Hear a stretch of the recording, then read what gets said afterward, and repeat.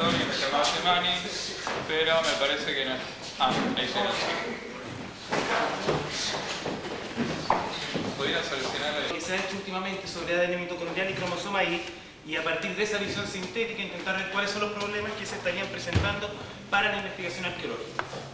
Al plantear nosotros en el trabajo la necesidad de establecer vínculos, estamos partiendo de una base de la necesidad de realizar trabajos interdisciplinarios.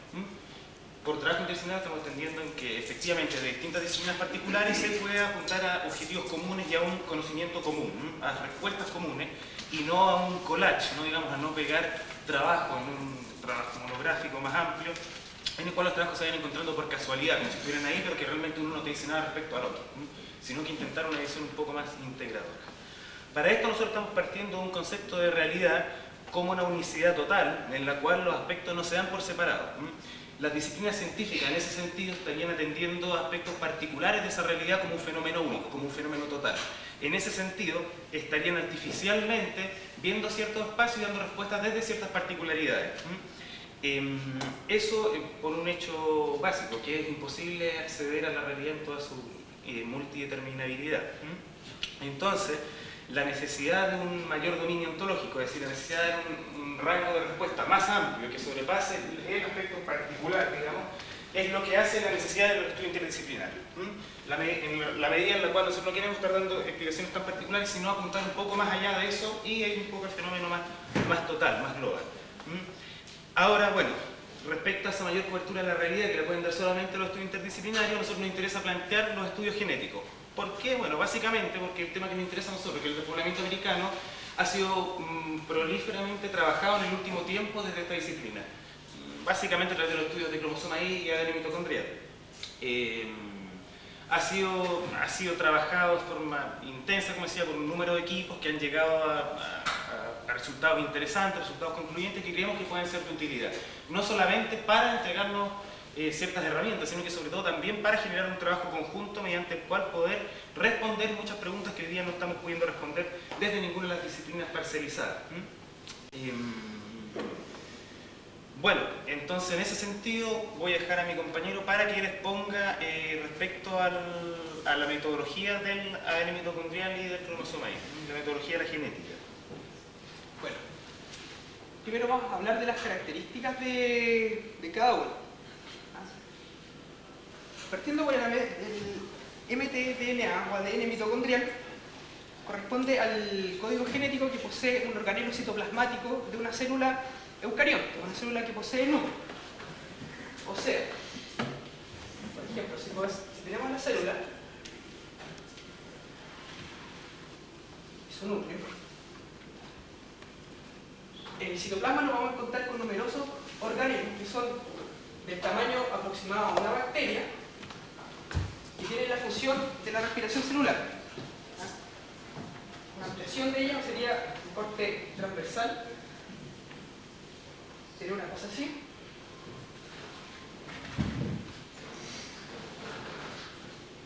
Dentro de ella posee ADN. ¿Por qué posee ADN siendo que es parte de una célula? Históricamente se ha analizado.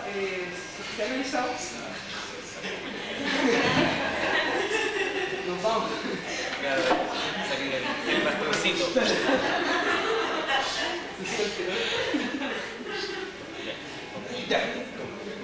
Bueno, históricamente se ha pensado que la mitocondria se ha incluido dentro de la célula, por lo que se le denomina como un endosimbionte, es decir, un organismo relativamente independiente de la célula que la misma célula depende de ella para realizar ciertos procesos. Dentro de esto encontramos la mitocondria. La mitocondria, por tanto, posee su propio DNA.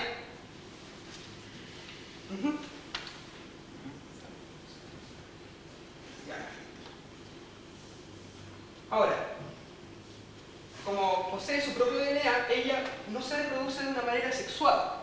Es decir, ella simplemente duplica su material genético a partir del proceso de la mitosis. Debido a esto, no presenta el fenómeno, por ejemplo, de la recombinación como es en la célula sexual. ¿qué pasa cuando no existe recombinación? Al no haber recombinación, Tiene ruidoso ahí.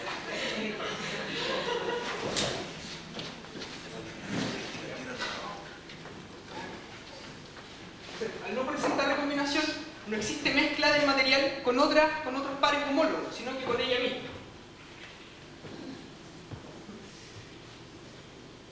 Ahora, el DNA mitocondrial posee, en primer lugar, es circular, posee zonas codificantes y no codificantes. Las zonas codificantes, como su nombre lo dice, codifica para ciertas proteínas específicas. Es decir, si algún cambio o mutación llegara a pasar en alguna zona codificante, por ejemplo acá, se vería en juego la viabilidad de la mitocondria como tal.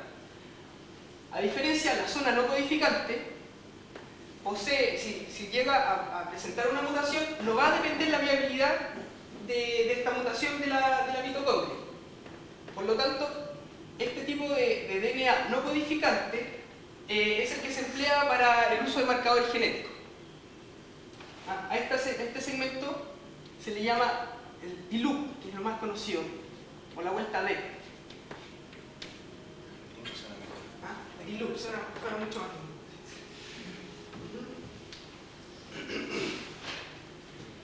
La D-loop, al no ser codificante, también posee una mutación, una tasa de mutación muy alta, porque no necesita, es decir, como no va a estar sujeta a selección, es decir, la viabilidad de este segmento, su cambio no va a tener problemas con la mitocondria. Va a poseer una tasa de mutación, entonces.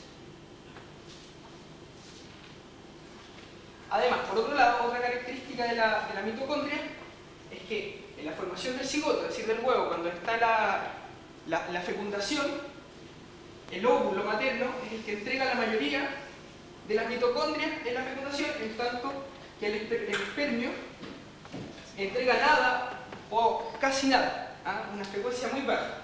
Por lo tanto, el modo de herencia va a ser siempre de la madre a la hija. Al hijo también, claro, pero la idea es mantener.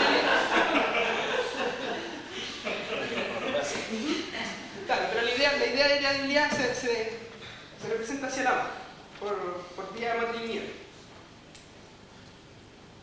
Otro aspecto que es importante de la mitocondria es que aún no se entiende bien cuál es el motivo, pero en sí se ha podido extraer DNA mitocondrial de óptimas condiciones en muestras fósiles.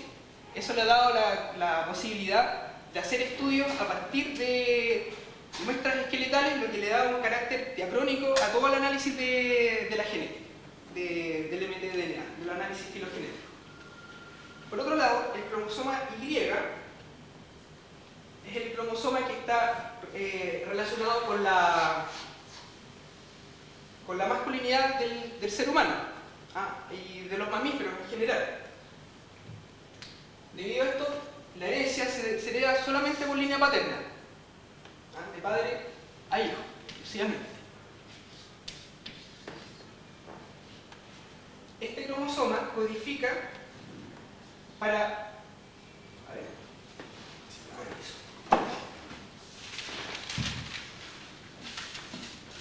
este cromosoma codifica para ciertas... es un modelo bien burdo del cromosoma Y. Para ciertas proteínas que son las que definen en sí los caracteres sexuales. En general, la mayoría del cromosoma Y es no codificante, es decir, no codifica para ninguna proteína específica.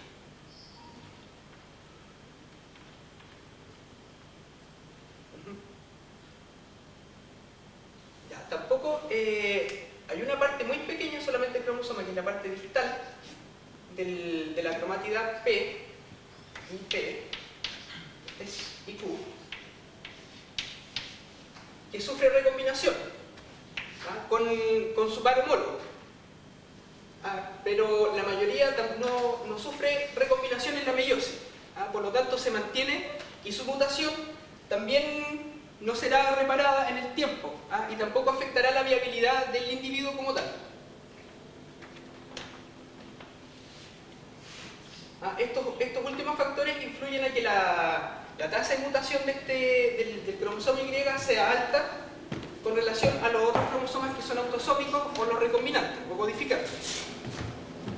Existe sí un factor que es problemático con relación al cromosoma Y. No se puede hasta el momento extraer cromosoma nuclear, es decir, no solamente cromosoma Y, sino que todo el núcleo, a partir de muestras fósiles. Por lo tanto, todos los análisis filogenéticos que se realizan con muestras actuales, principalmente de la sangre de los individuos, la cual se extrae a partir de los glóbulos blancos que poseen núcleo.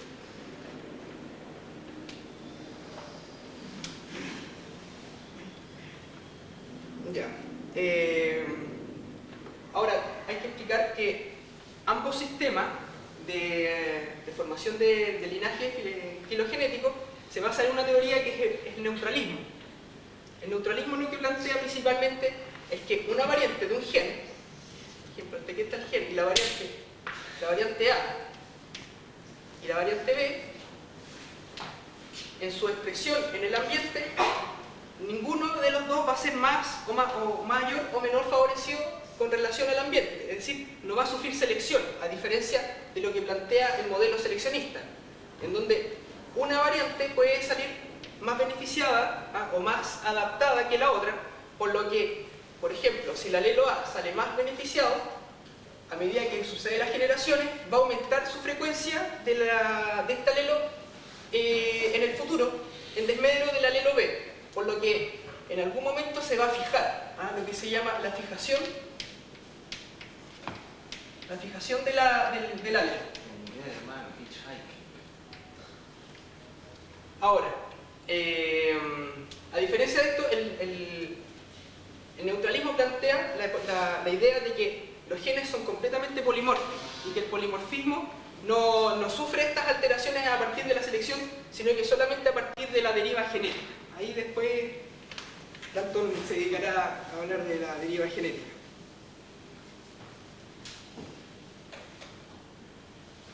Ahora, más o menos a partir de estos dos modelos se construyen los árboles filogenéticos. La construcción de los árboles filogenéticos tiene como función el interés, es decir, fue diseñado para poder entender cuáles son los factores demográficos que influyen en la población. Lo que se llaman los análisis coalescentes. Análisis coalescentes. Lo que hace es explicar la historia genética la historia evolutiva de un gen. El cambio del alelo A del gen al alelo B, por ejemplo, y así sucesivamente a lo largo del tiempo. Como sabemos que poseen tasas de mutaciones relativamente como en un rango, uno puede definir un tiempo de distancia entre este y este otro. Por lo que uno puede después también definir la distancia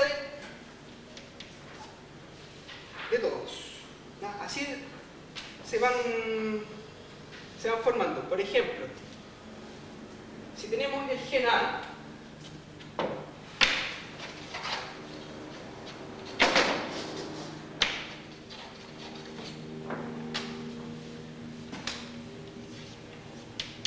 por ejemplo, adenina, citosina, timina,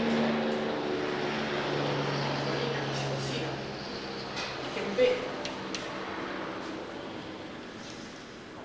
adenina, citosina, timina, guanina, citosina. El gen C, adenina, citosina, timina, adenina y citosina. Y el gen D,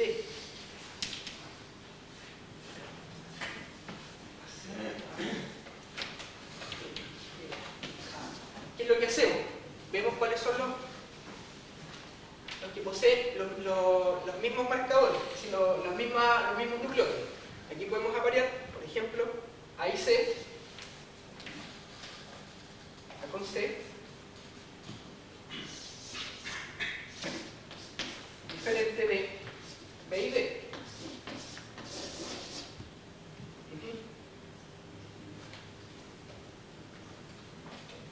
Ahora, A, C, por poseer una variante A diferente de G,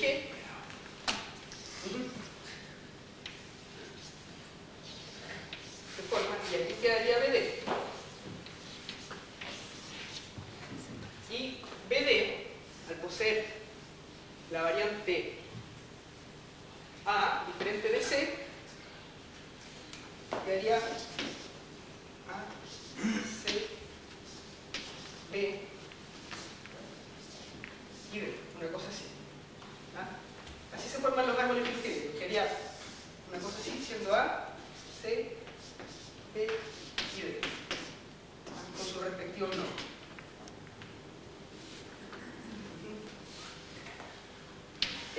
A pesar de la confiabilidad de estos árboles, también existe ciertos problemas que poseen. Por ejemplo, mientras en cuanto al cromosoma, al mtDNA, la variabilidad, es decir, mientras más alelos posea, va a ser mucho más grande la cantidad de alternativas que se puedan formar de árboles filogenéticos.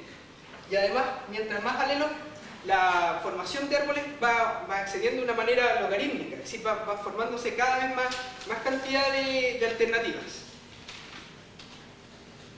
Sin embargo, la formación del árbol filogenético lo que intenta es tratar de inducir lo que es los modos de poblamiento, migración y explosión demográfica de una población en particular. Los marcadores que principalmente se emplean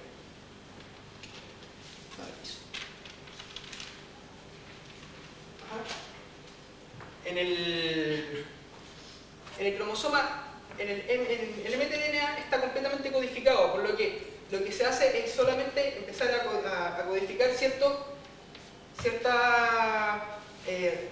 secuencia, y a la unión de secuencia en particular se van denominando haplotipos. La unión de haplotipos forman haplogrupos, que significa cierta cantidad de características en la secuencia del DNA mitocondrial que define alguna población.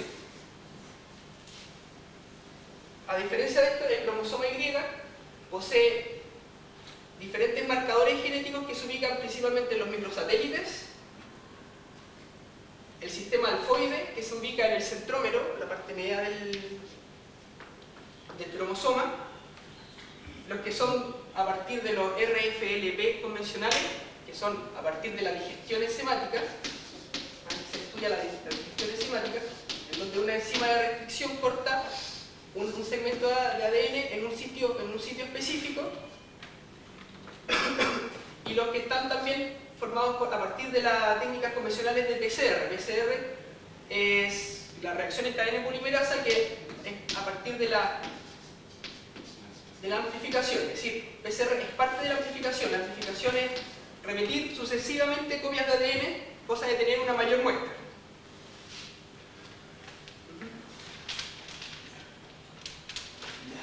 Bueno, en base a lo que decía el compañero acá respecto a las técnicas, y para tratar de recordar un poco y no ser tan cruel, con el ADN mitocondrial se han empezado a hacer, particularmente me tocará a mí eso, respecto al ADN mitocondrial se han empezado a hacer ciertas investigaciones para explicar qué es lo que está ocurriendo con el poblamiento americano.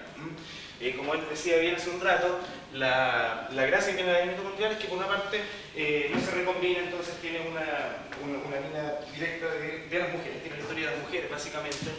Por la parte cerrada se conserva, también hay muchas copias, en fin, tiene una serie y tiene una tasa de mutación constante. Todavía no se ponen de acuerdo qué tan constante es, pero dicen que es constante. Respecto a eso mismo, ha hecho que tenga una serie de ventajas como para los estudios de este tipo.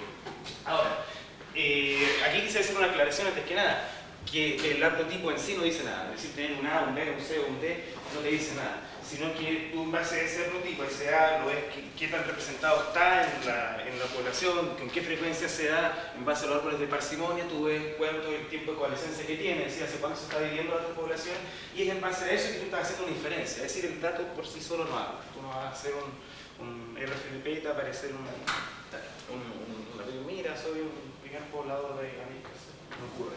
Entonces aquí estamos jugando un nivel que es muy hipotético, que es muy inferencial, y eso hay que ponerlo cuanto antes. Porque vamos a ver que en base a evidencia empírica, que es prácticamente la misma, distintos equipos han planteado cosas muy distintas. Y que eso parte por problemas que son básicamente teóricos, cómo estamos entendiendo nosotros el poblamiento y todo eso. Las 4 principales preguntas que se han intentado responder respecto al poblamiento americano son de dónde vienen, cuántas oleadas vienen, cuándo vienen y si existe o no un cuello de botella. Esos han sido los temas que se han intentado plantear. Cada uno ha tenido múltiples respuestas.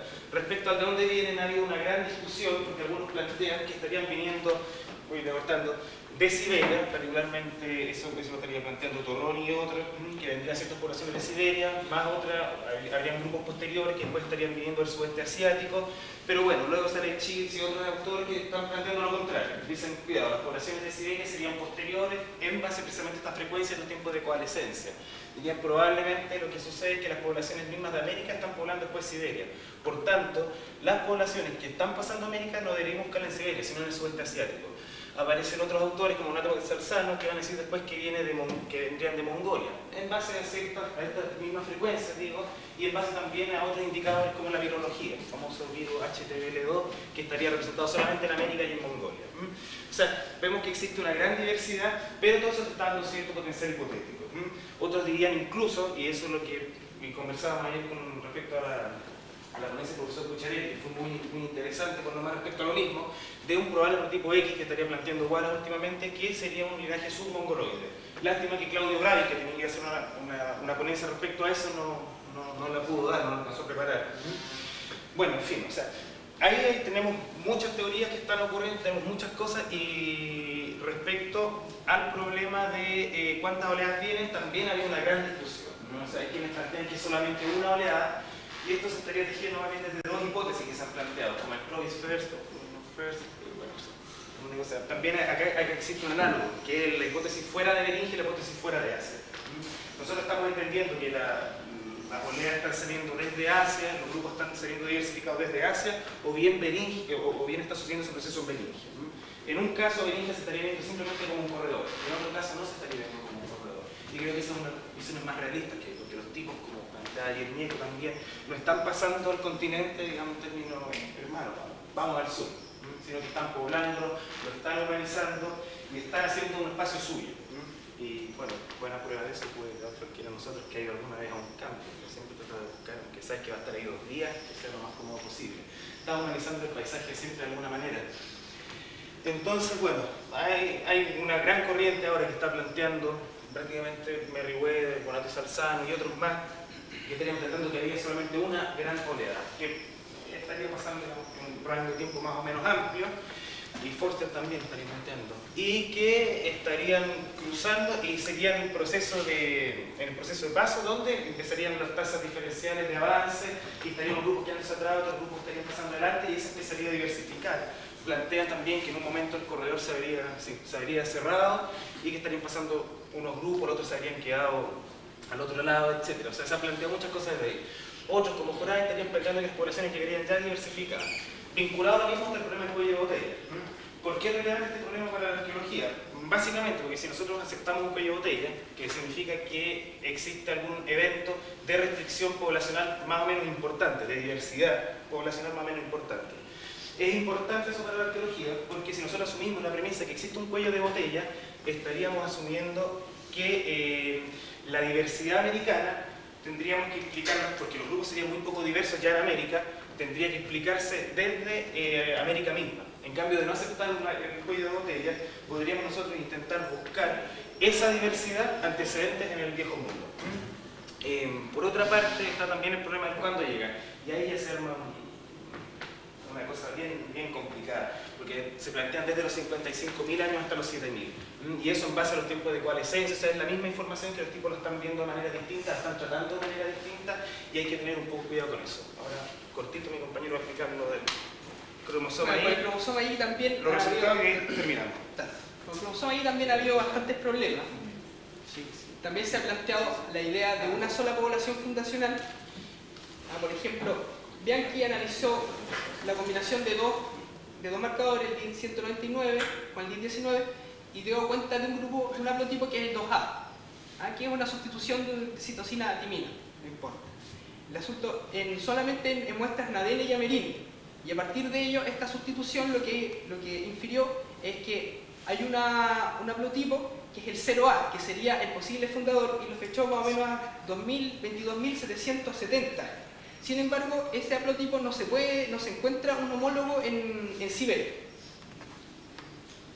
Underhill, por otro lado, muestra una nueva técnica que es la cromatografía de denaturación con líquido de alta resolución, THPLC, y también menciona esta sustitución de bases de CAT, pero la data a 30.000 años AP en Siberia.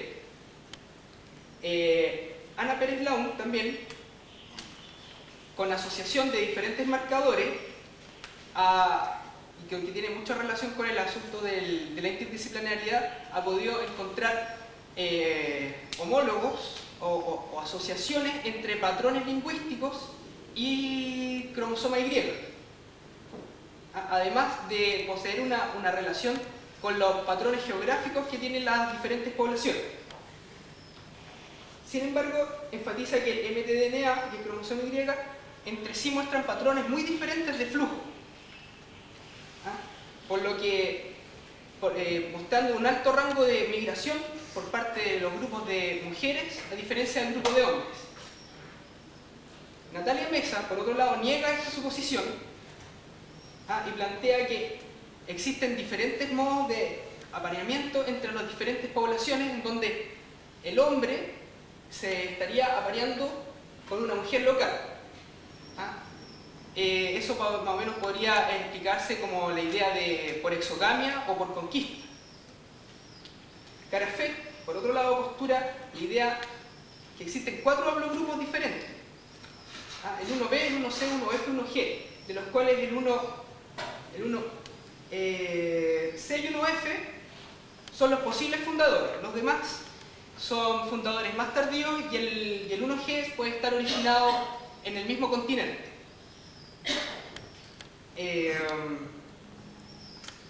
Fabricio Santos también, a partir de 32 haplotipos que se hizo de todo el mundo, los haplotipos que están solamente encontrados en amerindio poseen un ancestro común que están relacionados con los Quets que viven en el Yenisei y los altayanos en el monte de Altai, y que estas poblaciones, estas diferencias poblacionales de dos haplotipos se explican por más oleadas desde el Pleistoceno superior. Incluso si se remonta más atrás puede encontrar una asociación, un ancestro con individuos euroasiáticos. Bianchi nota que mientras el mtDNA va arrojando fechas cada vez más antiguas, el cromosoma Y va arrojando fechas cada vez más modernas. Esta disparidad, en donde las mujeres supuestamente llegaron antes que los hombres, como lo está arrojando de esa manera que es absolutamente equivocada, se podría explicar mostrando que el cromosoma Y, que no aparece junto con el par del cromosoma del mtDNA, desapareció del registro arqueológico, en tanto que los nuevos que aparecen son más modernos, son nuevas mutaciones que aparecieron en esta época. Y que principalmente la homogeneidad que se da en los diferentes cromosomas, en el cromosoma Y, se deben por actividades que son específicas al continente, como la poliginia y las guerras principalmente, que van fijando uno o dos haplotipos a lo sumo. Conclusiones. Bueno, tendríamos como primera conclusión que los problemas en arqueología y los que se están viendo en genética son los mismos. Estamos tratando de intentar resolver los mismos problemas, que sería primero de dónde están viniendo, segundo, explicar la diversidad de los sitios, explicar la diversidad de este poblamiento, y el tercer punto, que es cuándo estarían pasando. Y eso lo hemos visto acá en este simposio, en la super gráfica entre los globófilos y los globófobos, la discusión que ahí se ha armado. Por otra parte, el otro gran problema que nos asalta con esto es que estamos analizando un fenómeno muy particulares, muy parciales. Entonces, necesitamos una visión menos parcial para asir un poco ese hecho total del cual tenemos una visión sesgada. Para eso es necesaria la triangulación de información. Eso lo digo por lo siguiente, porque al ser los mismos problemas que están enfrentando en genética, los mismos problemas que están enfrentando en arqueología, es de mi opinión, es de nuestra opinión, que ni la arqueología por su parte, ni la genética por su parte, ni la lingüística, ni la antropología, ni nadie realmente por su parte va a poder solucionar estos problemas. Porque se necesita más información, un mayor dominio ontológico, como decía al principio, hacer una mayor área de esta totalidad, para poder ir viendo si es que efectivamente en la práctica y la contrastación empírica se sustenta más una tesis que otra. O sea, podemos decir perfectamente sí, es posible que haya un preclovis, no es posible que haya un preclovis, podemos seguir ahí toda la vida. Pero cuando empezamos a agregar nuevos marcadores, cuando empezamos a agregar nuevos indicadores, es ahí realmente donde nosotros vamos a tener más herramientas de análisis para decir, bueno, esto se sustenta más y esto no se sustenta menos. Básicamente apuntamos a eso. En ese sentido también es importante el fortalecimiento de los aspectos teóricos de esto, de aspectos ontológicos. Cómo nosotros estamos entendiendo la realidad, cómo estamos entendiendo el proceso del poblamiento, cómo estamos entendiendo la misma sociedad humana. En ese sentido, las formaciones sociales que están participando de este proceso. En ese sentido, la teoría, como hemos visto, no es neutral, sino que la teoría es específicamente la cual le va a dar cuerpo y organización a los datos teóricos, a la empiria. Entendiendo que esta teoría no se explica por sí sola, no es algo cerrado, el paradigma no se sustenta a sí mismo, sino que en su capacidad explicativa. Y por último, bueno, plantear dos cosas más. Uno, que es el potencial hipotético que nos entrega todo esto. Hoy día nosotros, con la información que tenemos genética, podemos asumir perfectamente cualquiera de los modelos que acá están dados. Podemos asumir cualquiera de los modelos que acá están dados y nos entregan todo un gran potencial hipotético para trabajar, contrastarlo y ver, bueno, cuál se puede sustentar más, cuál nos entregaría más herramientas para rechazar o aceptar algunas hipótesis que estamos manejando en arqueología. Y lo otro es el problema de la muestra antigua. Recordar que la mayor parte de los trabajos sobre genética están hechos sobre muestras que son contemporáneas, sobre muestras de sangre, sobre muestras de individuos vivos. Y eso trae un gran sesgo porque nosotros estamos haciendo una proyección por parsimonias al pasado. Estamos suponiendo que siempre fue más o menos igual. Y a nosotros no nos interesa dar cuenta de nuestras proyecciones, sino que lo que nos interesa dar es cuenta del proceso histórico, concreto, real, que ocurrió. ¿Entiendes? ¿Cómo fue yendo el poblamiento? Eso es lo que nos interesa a nosotros llegar. Y bueno, un ejemplo también está con los modelos de optimización. Sirven, pero tienes que contrastarlos después con la práctica porque realmente casi nunca ocurren, pero no los puedes desechar como potencial hipotético. Eso sería, hermano. Y para terminar, dos cositas más. No, dos cositas más. La primera es pedirles disculpas realmente porque esto hubiera sido mucho más claro con sus lindas fotos y lindas cosas, pero bueno, los virus no los crea uno, son problemas. Y por último también agradecer a alguna gente que no está presente acá porque ha sido un trabajo bastante colectivo. Agradecer a la gente del índice, particularmente a Néstor Bianchi, que nos ha dado siempre un gran apoyo. También por su parte a la gente de la Laboratorio de Genética de la Universidad Católica de Santiago de Chile, Mauricio Morán, particularmente Pilar Carballo, y al profesor Francisco Mena, que también ha sido una constante inspiración para llevar a cabo este trabajo. Bueno, muchas gracias. La Genética de la Universidad de Chile también. Rothammer, cierto, se me estaba pasando. Eso, muchas gracias.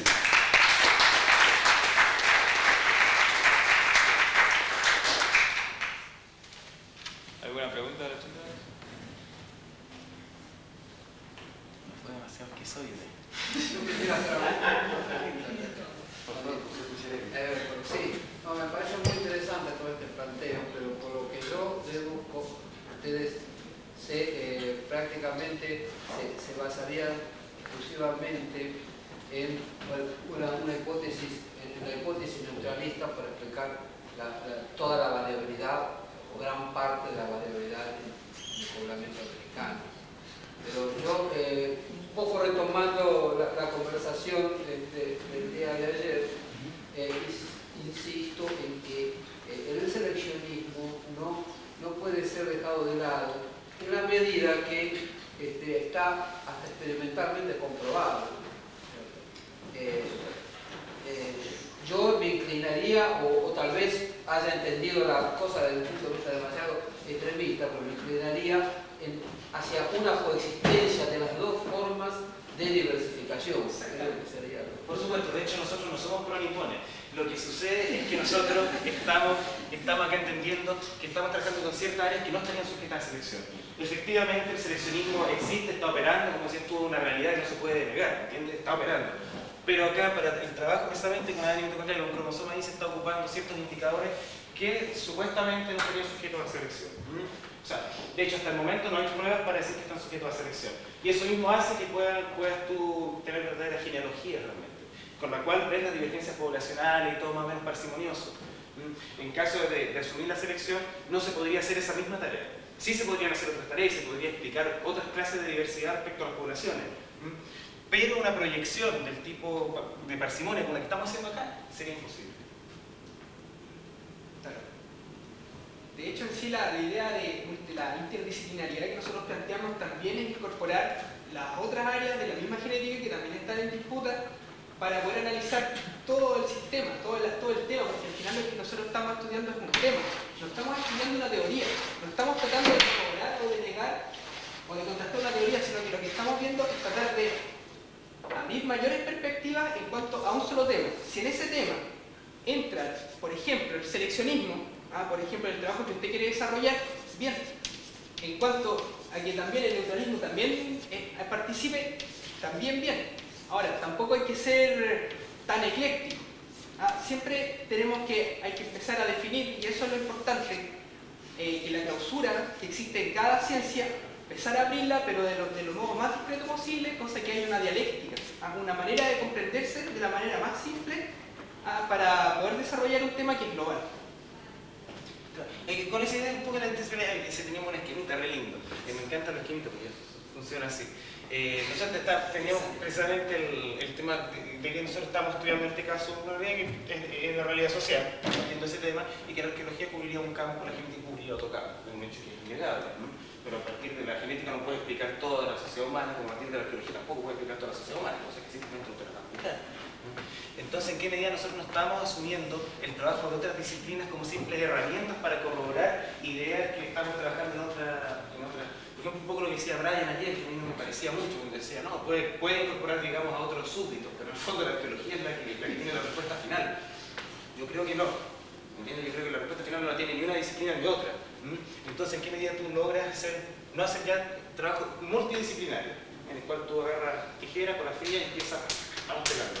Entonces tú, qué sé yo, la protocolar menciona las condiciones geográficas, ambientales, todos los trabajos arqueológicos. Entonces lees, qué sé yo, llueve tanto, hay tanta altura, y después, bueno, vamos ahora con los datos arqueológicos, empiezan las puntas, pero hay una cosa esquizoide ahí, porque realmente una cosa, muy pocas veces logran hacer la relación. Bueno, ¿qué implica eso para el asentamiento humano?